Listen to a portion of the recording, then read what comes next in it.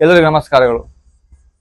ಹಲವಾರು ಜಿಜ್ಞಾಸುಗಳ ಅಪೇಕ್ಷೆಯ ಮೇರೆಗೆ ಈ ಅಕ್ಷಯ ತೃತೀಯದ ನೈಜ ರೀತಿಯಾದ ವಿಡಿಯೋವನ್ನು ನಾನು ಮಾಡ್ತಿದ್ದೇನೆ. ಅಕ್ಷಯ ತೃತೀಯ ಬಂದಾಗ ಎಷ್ಟು ಬಡವರಾದರೂ ಕೂಡ ಚಿನ್ನ ಖರೀದಿ ಮಾಡಲು ಧಾವಿಸ್ತಾರೆ. ಅದರಲ್ಲಿಯೂ ಕೂಡ ಈಗೀಗ ಒಂದು ಪೋಟ್ಲಿಯನ್ನು ಮಾಡಿಕೊಂಡು ಅದರಲ್ಲಿ 4-5 ವಸ್ತುಗಳನ್ನು ಹಾಕಿ ಅದನ್ನು ಮಾರುವವರಿಗೇನು ಕಡಿಮೆ ಇಲ್ಲ. ಆದರೆ ಇಂಥವರ ಒಂದು ಆಮಿಷಕ್ಕೆ ಒಳಗಾಗಿ ಯಾವುದೇ ಅಂಥ ವಸ್ತುಗಳನ್ನು ಖರೀದಿ ಮಾಡಬೇಡಿ. ಅದನ್ನು ಲಾಕರಲ್ಲಿ ಇಟ್ಟರೆ ಅದು ಏನು ಪ್ರಯೋಜನವಿಲ್ಲ. ಯಾಕೆಂದ್ರೆ ಶಾಸ್ತ್ರದಲ್ಲಿ ಇದಕ್ಕೇನು ಆಧಾರಗಳಿಲ್ಲ. ಅಕ್ಷಯ ಅಂತ ಹೇಳಿದ್ರೆ ನಾ ಕ್ಷಯತಿ ಇತಿ ಅಕ್ಷಯ ಅಂತೇಳಿ, ಯಾವುದು ಕ್ಷಯವಾಗುವುದಿಲ್ಲವೋ ಅದು ಅಕ್ಷಯ, ಒಂದು ಪುಣ್ಯ ದಿವಸ. ಅಕ್ಷತ ಹಿ ಪೂಜ್ಯತೆ ವಿಷ್ಣುಸ್ತೇನ ಸ್ಯಾಪ್ಯಕ್ಷಯ ಸ್ಮೃತಃ ಅಂತ ಹೇಳಿ, ವಿಷ್ಣುವಿಗೆ ಅಕ್ಷತೆಯಿಂದ ಪೂಜೆ ಮಾಡಿದ್ದ ಕಾರಣದಿಂದ ಈ ಅಕ್ಷಯ ಎನ್ನುವಂತ ಹೆಸರು ಬಂದಿರಬಹುದು. ವೈಶಾಖಸ್ಯ ಶುಕ್ಲೆ ತೃತೀಯಾಂ ಅಂದ್ರೆ ವೈಶಾಖದ ಶುಕ್ಲ ಪಕ್ಷದ 3ನೇ ತಿಥಿ ದಿವಸ ಅಕ್ಷಯ ತೃತೀಯ ಅಂತ ಆಚರಣೆ ಮಾಡ್ತೇವೆ. ಇದನ್ನು ಪರಶುರಾಮ ಜಯಂತಿ ಅಂತ ಕೂಡ ಆಚರಣೆ ಮಾಡ್ತೇವೆ. ಯಾಕೆ ಅಂತ ಹೇಳಿದ್ರೆ ವೈಶಾಖಸ್ಯ ಸ್ಥಿತೇ ಪಕ್ಷೆ ತೃತೀಯಾಂ ಪುನರ್ವಸೌ ನಿಶಾಯಾಹ ಪ್ರಥಮೇ ಯಾಮೇ ರಾಮಾಖ್ಯ ಸಮಯೇ ಹರಿಹಿ ಸೋಚ್ಚಗೈ ಷಡ್ಗ್ರಹ ಯುಕ್ತಿ ಮಿಥುನೆ ರಾಹು ಸಂಸ್ಥಿತೆ ರೇಣುಕಾಯಾಸ್ತೋ ಯೋ ಗರ್ಭಾತ್ ಅವತೀರ್ಣೋ ಹರಿಹಿ ಸ್ವಯಂ ಅಂತ ಹೇಳಿದ್ದಾರೆ. ಈ ವೈಶಾಖದ ತೃತೀಯ ಸಂದರ್ಭದಲ್ಲಿ ಪುನರ್ವಸು ನಕ್ಷತ್ರವಿದ್ದಾಗ ರಾತ್ರಿಯ ಮೊದಲನೆಯ ಯಾಮದಲ್ಲಿ 4 ಗ್ರಹರು ಉಚ್ಚರಾಗಿದ್ದಾಗ ರಾಹು ಮಿಥುನ ರಾಶಿಯಲ್ಲಿದ್ದಾಗ ಪರಶುರಾಮ ದೇವರು ರೇಣುಕಾದೇವಿಯ ಗರ್ಭದಿಂದ ಆವಿರ್ಭವಿಸಿದರು ಎನ್ನುವಂಥದ್ದು ನಾವು ಕೇಳಿ ತಿಳ್ಕೊಂಡಿದ್ದೇವೆ. ಆದರೆ ಶಾಸ್ತ್ರವು ಅದಕ್ಕೆ ಆಧಾರ ಕೊಡ್ತದೆ. ಆದ್ದರಿಂದ ಆ ದಿವಸದ ಪರಶುರಾಮ ಜಯಂತಿ ಕೂಡ ಆಚರಣೆ ಮಾಡ್ತೇವೆ. ಹಾಗಾದ್ರೆ ಈ ಅಕ್ಷಯ ತೃತೀಯವನ್ನು ನಾವು ಹೇಗೆ ಮಾಡಿದ್ರೆ ಆಚರಣೆ ಮಾಡಿದ್ರೆ ನಮಗೆ ಅಕ್ಷಯ ಆಗ್ತದೆ ಅಂತ ಹೇಳಿದ್ರೆ ಭವಿಷ್ಯೋತ್ತರದಲ್ಲಿ ಹೇಳ್ತಾರೆ, ಸ್ನಾನಂ ದಾನಂ ಜಪೋ ಹೋಮಃ ಸ್ವಾಧ್ಯಾಯ ಪಿತ್ತತರ್ಪಣಂ ಯದಸ್ಯಾಂ ಕ್ರಿಯತೆ ಕಿಂಚಿತ್ ಸರ್ವಂ ಸ್ಯಾತ್ ತದೀಹಾಕ್ಷಯಂ ಆಧೌ ಕೃತಯುಗಸ್ಯೇಯಂ ಯುಗಾದಿಸ್ತೇನ ಕಥ್ಯತೆ.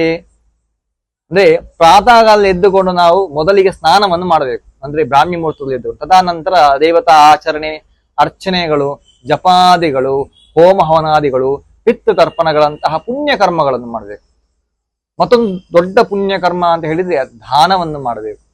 ಈ ದಾನವನ್ನು ಮಾಡಿದಾಗ ನಮಗೆ ಅಕ್ಷಯದ ಫಲಪ್ರಾಪ್ತಿ ಆಗ್ತದೆ. ಅದಕ್ಕೆ ಆಧಾರ ಉಂಟಾ ಅಂತ ಕೇಳಿದ್ರೆ ಖಂಡಿತವಾಗಿ ಆಧಾರ. ಮೊದಲನೇ ಕಾಲದ ರಾಜರು ಏನ್ ಮಾಡ್ತಿದ್ರು ಅಂತ ಕೇಳಿದ್ರೆ ತದಾ ಕ್ಷಯಂ ಜಾತಿ ನ ತದ್ಧನಂ ಶ್ರದ್ಧಾಪೂರ್ವಂ ತೃತೀಯಾಯಾಂ ಯದ್ ದತ್ತಂ ವಿಭವಂ ವಿನಃ ಅಂತ ಹೇಳ್ತಾರೆ. ಮೊದಲ ರಾಜರೆಲ್ಲ ಈ ತೃತೀಯ ದಿವಸ ದಾನ ಮಾಡುವುದರಿಂದ ಅವರೆಲ್ಲ ಸಂಪತ್ತುಗಳು ಅಕ್ಷಯವಾಗ್ತಿತ್ತಂತೆ. ಆದ್ರಿಂದನೇ ಯದ್ಯ ದತ್ತಂ ತ್ವಕ್ಷಯಂ ಸ್ಯಾತ್ ತೇನೇ ಯಮಕ್ಷಯ ಸ್ಮೃತಃ ಯತ್ ಕಿಂಚಿತ್ ದೀಯತೆ ದಾನಂ ಸ್ವಲ್ಪಂ ವಾ ಯದಿ ವಾ ಬಹು ತತ್ಸರ್ವಂ ಅಕ್ಷಯಂ ಸ್ಯಾದ್ವೈ ತೇನೇ ಯಮಕ್ಷಯ ಸ್ಮೃತಃ ಅಂತ ಹೇಳಿದ್ದಾರೆ. ನೀವು ಸ್ವಲ್ಪ ದಾನ ಮಾಡಿ, ಬಹು ದಾನ ಮಾಡಿ, ಆದ್ರೆ ಅಕ್ಷಯ ಫಲ ಸಂಪೂರ್ಣ ಪ್ರಾಪ್ತಿ ಆಗ್ತದೆ. ಹಾಗಾದ್ರೆ ನಾವು ಏನನ್ನು ದಾನ ಮಾಡಬಹುದು? ಯದಿಷ್ಟಿತಾಮಂ ಚಾನ್ಯಸ್ಯ ದೇಯಾಮ ವಿಶಂಕಯ ಅಂತ ಹೇಳಿದ್ದಾರೆ. ಯಾವುದು ನಮಗೆ ಇಷ್ಟ ಉಂಟು ಅದನ್ನು ಆ ದಿವಸ ದಾನ ಮಾಡಿದ್ರೆ ಅಕ್ಷಯ ಫಲ ಸಂಪೂರ್ಣವಾಗಿ ಪ್ರಾಪ್ತಿಯಾಗುವುದರಲ್ಲಿ ಯಾವುದೇ ಸಂಶಯಗಳಿಲ್ಲ. ಒಂದು ಪಕ್ಷದಲ್ಲಿ ನಿಮಗೆ ಯಾವುದ್ರಲ್ಲಿ ದಾನ ಮಾಡಬಹುದು ಅಂತ ಹೇಳಿದ್ರೆ ಛತ್ರೋಪಾನಾಥ ಪ್ರಧಾನಂ ಚ ಗೋಭೂ ಕಾಂಚನ ವಾಸತ. ಛತ್ರವನ್ನು, ಪಾದುಕೆಯನ್ನು, ಗೋವನ್ನು, ಭೂಮಿಯನ್ನು, ಕಾಂಚನ ಅಂದ್ರೆ ಸುವರ್ಣವನ್ನು, ಮತ್ತೆ ಬಟ್ಟೆಯನ್ನು ದಾನ ಮಾಡುದು. ಇದ್ರೆ ನೋಡಿ ಇಲ್ಲಿ ಸ್ಪಷ್ಟವಾಗಿ ಕೊಟ್ಟಿದ್ದಾರೆ ಸುವರ್ಣ ಅಂತ ಹೇಳಿ. ಅದರ ಅರ್ಥ ನಾವು ಬಂಗಾರವನ್ನು ಖರೀದಿಸಿ ಲಾಕರ್ನಲ್ಲಿ ಇಡುವುದಲ್ಲ, ಅದನ್ನು ದಾನ ಮಾಡಿದಾಗ ಮಾತ್ರ ಅದು ಅಕ್ಷಯ ಫಲಕ್ಕೆ ಪ್ರಾಪ್ತ ಆಗ್ತದೆ. ಇನ್ನು ಕೂಡ ಕಷ್ಟ ಇದ್ದವರು ಯಾವುದನ್ನು ದಾನ ಮಾಡಬಹುದು? ಯವ ಗೋಧೂಮ ಚನಕ ಸಕ್ತು ದಧ್ಯೋ ಧನಂ ತಥಾ ಇಕ್ಷು ಕ್ಷೀರ ವಿಕಾರಾಂಶ್ಚ ಸ ಹಿರಣ್ಯಾಂಶ್ಚ ಶಕ್ತಿತಃ. ಅಲ್ಲಿ ಭತ್ತವನ್ನು, ಗೋಧಿಯನ್ನು, ಕಡಲೆಯನ್ನು, ಹಿಟ್ಟನ್ನು, ಮೊಸರನ್ನವನ್ನು, ಹಾಗೆ ಕಬ್ಬನ್ನು, ಹಾಲಿನ ಉತ್ಪನ್ನಗಳನ್ನು, ಬಂಗಾರವನ್ನು, ಹಣವನ್ನು ಯಾವುದನ್ನು ಕೂಡ ನಾವು ದಾನ ಮಾಡಬಹುದು. ಆದ್ದರಿಂದ ಎಲ್ಲರೂ ಕೂಡ ಅಕ್ಷಯ ತೃತೀಯದ ನೈಜವಾದ ಆಚರಣೆಯನ್ನು ಮಾಡಿ ಎಲ್ಲ ಅಕ್ಷಯ ಫಲಕ್ಕೆ ಪಾತ್ರರಾಗಿ ಎಲ್ಲರೂ ಕೂಡ ದಾನ ಧರ್ಮ ಕರ್ಮಗಳನ್ನು ಮಾಡಿ ಅಂತ ಹೇಳ್ತಾ ಎಲ್ಲರಿಗೂ ಕೂಡ ಶುಭವಾಗಲಿ. ಧನ್ಯವಾದಗಳು.